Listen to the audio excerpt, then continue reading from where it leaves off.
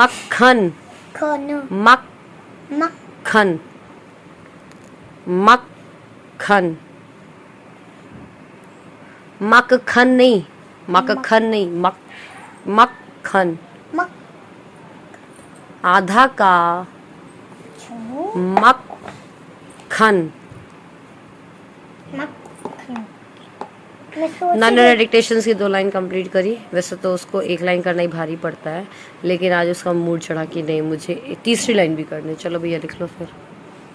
और ये सिद्धि लाल बैठे हुए हैं हमारे साथ, दीदी के साथ ये बुक पढ़ रहे हैं। सिद्धि पढ़ लो।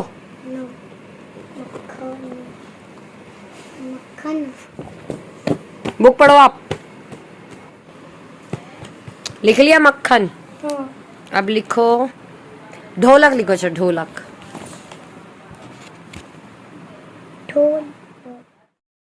सुबह हो गई बेटी की।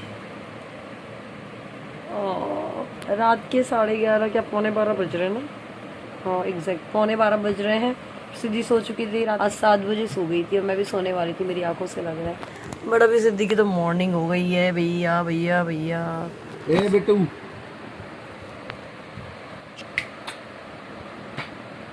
जब वापस जाएगा अब तुम 2 घंटे खेलो ताकि सुबह 2 घंटे। सच में यार ये सुबह से 6 बजे उठ जाती है। सैटरडे, आज सैटरडे छुट्टी थी। हम लोगों ने सोचा था, मैं मतलब सोची थी 7 साढ़े 7 बजे तक की उठूंगी आराम से, बट ये छुट्टी 6 बजे से उठा दिया सबको उसने।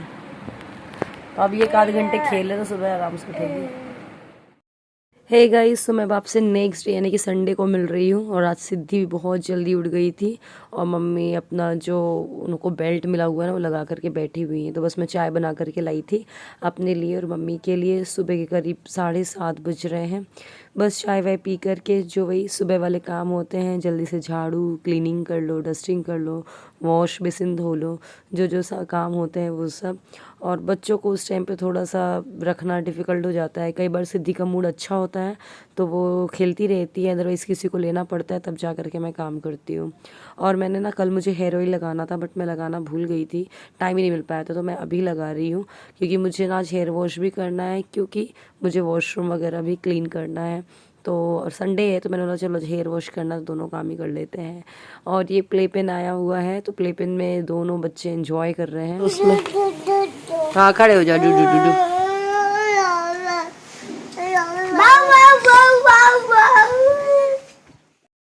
मैं नहा करके आ गई हूँ और ये सिद्धि ये पर्क ली हुई क्योंकि उसका शाइन कर रहा है ना पेपर। और आज मैंने ना वॉशरूम वगैरह को क्लीन किया तो आज मैंने हेयर वॉश भी कर लिया, तो सूख गए हैं बाल। और बस बहुत लेट हो गए यार, पता करने पूजे वूजे वाले काम तो मम्मी ही करती थी सुबह से। और अब मुझे वॉशरूम क्लीन करना भी ज़रूरी था, बच्चों को भी, इसको भी नहला वहला दिया है, तो ऐसे कर करके मैं लेट होती ही गई। चलो फिर जल्दी पूजा कर लो, फिर मिलती हूँ आपसे। सो गाइस, इस समय आपको पता है जैसे मम्मी का हाथ फ्रैक्चर हो रखा है तो मैं ज़्यादा व्लॉग नहीं डाल पा रही हूँ क्योंकि ना दोनों बच्चों के साथ थोड़ा सा डिफ़िकल्ट हो जाता है मैनेज करना। एनीवे तो बस यहाँ पर अब मैं आपको दोपहर को करीब मिल रही हूँ। तो इस सिद्धि बुक्स को ऐसे ऊपर ले जा करके ओढ़नी ओढ़ती है, तो मैंने ये जस्ट कैप्चर कर लिया था। इसके बाद बस शाम हो रही है तो मम्मी के लिए और मेरे लिए चाय बना रही हूँ मैं, और सिद्धि के साथ मैं रागी बना दे रही हूँ। मम्मा यहाँ किचन में चैया बना ली थी और सिद्धि का नाश्ता तैयार करी थी रागी। और सिद्धि मम्मा के पास आ रही थी और पलट गई और नक्कू में लग गई। पता है सिद्धि के ना कर्ली हेयर है पूरे यहाँ से देखो कर्ल है। अभी दोपहर को इसको मैंने अब रोटी खिलाना स्टार्ट कर दिया है। रोटी का जो पतला पतला होता है ना उसको दाल में मीड़ी मीड़ी कैसे खिलाना स्टार्ट कर दिया है। और दोपहर का लंच वो कर दिया है और अभी इस टाइम पे मैं रागी दे रही हूँ। तो रागी लाइक हर रोज़ नहीं देती हूँ, ऑल्टरनेट डेज पे दे देती हूँ या कभी हो भी जाता है कंटिन्यू में। तो बस यहाँ पर मैं बैठी हुई थी सिद्धि को लेकर के। वैसे तो मम्मी बाहर ले जाती थी उसको, बट मम्मी के राइट हैंड में ही जैसे फ्रैक्चर है तो उनको लिए कुछ भी करना डिफ़िकल्ट हो रहा है इस टाइम पे। तो वैसे मैं देती भी नहीं हूँ सिद्धि को, वरना दिखाना दे। और मम्मी का मैंने हेयर वॉश वगैरह भी करवा दिया था। मैंने बोला संडे है तो चलो करवा देते हैं, क्योंकि मम्मी का जैसे राइट हैंड फ्रैक्चर है तो वो कुछ कर नहीं पा रही हैं खुद से। तो बस अब सिद्धि को यहाँ बाहर लेकर के बैठी हुई थी मैं। यहाँ पर गाय वाय चलती हैं और डॉगी वगैरह दिखते हैं तो वो खुश हो जाती है। और जो हमारे यहाँ पर रूपा दीदी आती है उन्होंने चावल फ्राई करवा लिए थे उनसे मैंने, तो मुझे ना भूख सी लग रही थी तो खा लेती हूँ मैं इनको। बस तो करीब 7:30 बज गया। इसके बाद ना मैंने सिद्धि को सुला दिया था और फिर पूजा करने आ गई थी। मम्मी थोड़ा देर ना बाहर बैठ गई थी, तो बस मैं पूजा के लिए दिया लगाई थी। इतने में सिद्धि की एकदम से रोने की आवाज़ आई। मैं भाग के गई कहीं बेड से नहीं गिर जाए, और बस फिर जल्दी से उस पूजा किया, उसको लिए लिए ही जैसे तैसे बनी मुझसे। और बस उसके बाद किचन में आ गई हूँ, तो जल्दी से पैन खाली कर दे रही हूँ क्योंकि मुझे अभी यहाँ पर रोटी का पोहा जो होता है ना वो बनाना है। तो रोटी का पोहा जैसे कि बच जाती हैं रोटियाँ कई बार, तो ना हम लोग क्या करते हैं, अच्छी तेज़ तवे में उसको सेक लेते हैं रोटी को बिना घी से, तो अच्छी क्रिस्पी हो जाती हैं। मैं आपको कभी करके बताऊंगी। फिर उनका बनता है पोहा। तो मैंने तेल ले लिया है, थोड़ी सी ज़्यादा तेल की ज़रूरत पड़ती है एज़ कम्पेयर टू जो नॉर्मल वाला पोहा बनाते हैं, क्योंकि रोटी जल्दी सोख लेती है ना जैसे ऑयल। तो बस मैंने थोड़ा सा तेल लिया, लाइक 2 चम्मच, उसमें हरी मिर्च और प्याज डाला है जीरा डालने के बाद। और जब प्याज को नॉर्मल तरीके से जैसे हम भूनते हैं वो भून जाए, फिर उसके बाद हम इसमें बेसिक मसाले डालते हैं। ये देखिए ये रोटी है ना, ये इस तरीके की क्रिस्पी हो जाती है, और इसको छोटे छोटे टुकड़ों में तोड़ लिया है। और फिर इसके बाद इसको ना वॉश कर लेंगे जैसे हम पोहा को वॉश करते हैं। और इधर प्याज ही भून चुकी है, तो उसमें हम थोड़ी सी हल्दी डाल देंगे। फिर उसके बाद धनिया पाउडर डाल दिया, दैट्स इट। और बस टमाटर डाल दिए। टमाटर थोड़ी ज़्यादा क्वांटिटी में लिया है, 2 टमाटर करीब लिए थे मैंने। और बस इसको हम ढक के पकाएंगे। जब टमाटर भुन जाएंगे तो मैंने रोटी डाल दी है उसमें। अब ये रोटी क्या है ना, थोड़ी सी सॉफ्ट हो गई थी क्योंकि तुरंत ही हमने इसको वॉश कर दिया जब मैंने प्याज भुनने को रखा था। बस काला नमक, सफ़ेद नमक और ज़रा सा गरम मसाला और ये मूंगफली, बस ये बन गया है पोहा। थोड़ा सा ना थोड़ी देर तक के लिए इसको भूनने दो, ज़्यादा मतलब जल्दी मत बंद करो गैस को, तो और अच्छे से जो पोहा है ना वो सिक जाता है, खाने में बहुत ज़बरदस्त लगता है, टेस्टी लगता है।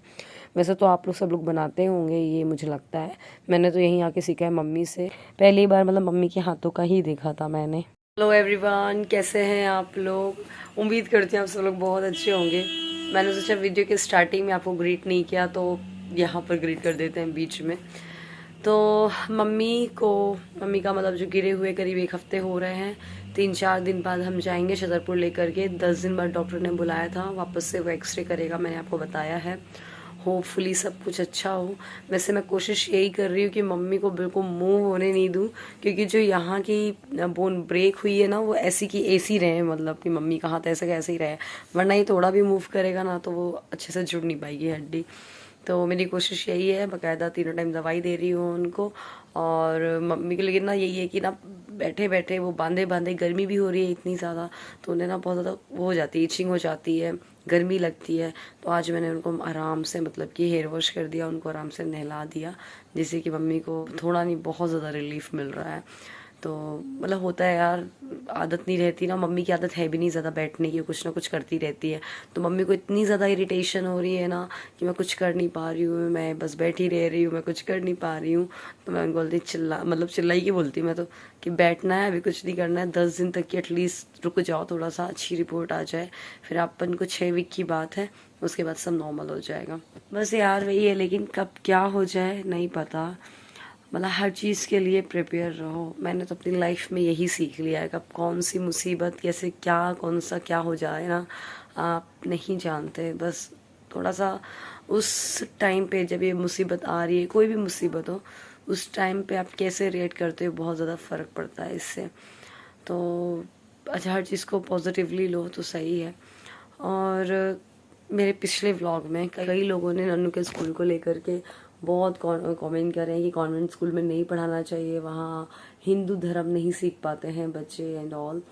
तो देखिए हम लोग का तो कल्चर जान ही गए होंगे जो हमारे घर का है। हम लोग हिंदू धर्म, सनातन धर्म, ये सब जो है वो बहुत ज़्यादा मानते हैं, हर एक चीज़ की पूजा पाठ होती है हमारे यहाँ पे। तो जो मेरी बेटी है नन्नू लोग, वो घर पे सीखी जाएंगे सब चीज़ें। सो ऐसा कुछ नहीं है यार, ये सब अपनी अपनी सोच है। स्कूल इज़ जस्ट कि आप वहाँ पर अच्छे से पढ़ो लिखो, मैनर्स सीखो। खैर मैंने तो उस कमेंट को लाइटली लिया था, बट मैंने सोचा इसका जवाब देना ज़रूरी है, क्योंकि अपना अपना थिंकिंग होता है। खैर चलिए, अब इस व्लॉग को मैं यहीं पे ख़त्म कर रही हूँ। उम्मीद करती हूँ व्लॉग अच्छा लगा होगा। अगर ये व्लॉग अच्छा लगा तो लाइक करिएगा, शेयर करिएगा, और प्लीज़ व्लॉग के साथ बने रहिएगा। आई नो थोड़ा सा उतार चढ़ाव चल रहा है मेरी लाइफ में, और व्लॉग्स आपको टाइम पे नहीं मिल रहे हैं, बट अब क्या कर सकते हैं, थोड़ा सा आप मेरा साथ दीजिएगा। चलिए मिलते हैं अगले व्लॉग में, बाय बाय, अपना ध्यान रखिएगा।